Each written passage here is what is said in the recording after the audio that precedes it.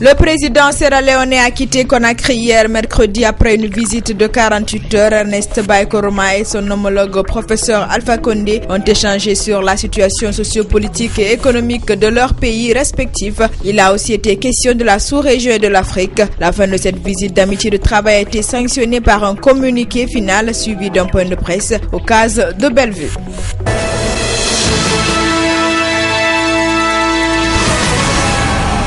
Les affrontements entre pro et anti-préfet à Guéguédou préoccupent le RDIG, Rassemblement pour le développement intégré de Guinée. Dans une déclaration rendue publique hier mercredi, la formation politique présidée par Jean-Marc Tiliano condamne, je cite, la répression dans le sang de la manifestation de certains citoyens de la localité et demande le départ du préfet contesté Boukari Keïta. Le parti a par ailleurs invité les populations au calme et à la retenue. Et justement, la tension ne semble pas avoir baissé d'un cran à Guéguédou. Les manifestants ne décolèrent pas quant aux forces de l'ordre, elles sont sur le qui-vive. Un habitant de cette localité située au sud du pays nous a décrit une ambiance électrique.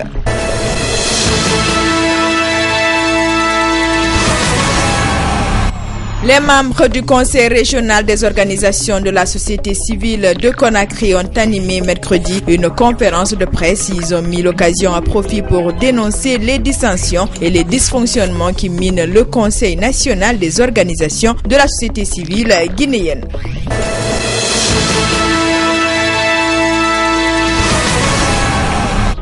Séjour en Guinée d'une délégation de l'ITUE internationale. Après analyse du rapport ITUE Guinée, les membres de cette délégation ont annoncé la non-admission du pays à la session 2011-2012.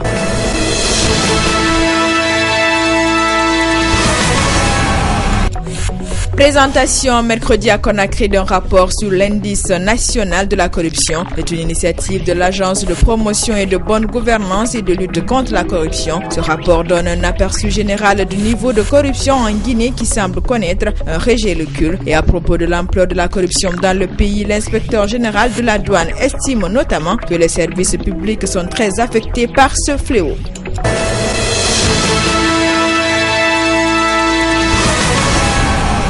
David Yombuno, ex-journaliste de Chéri FM Guinée, était hier mercredi à la barre au tribunal de première instance de Dixine. Cette comparution fait suite à la plainte déposée contre lui par l'APDG du groupe de presse Allomedia. Après les discussions entre les deux parties autour du montant de la consignation, le procès a été renvoyé au 19 décembre prochain.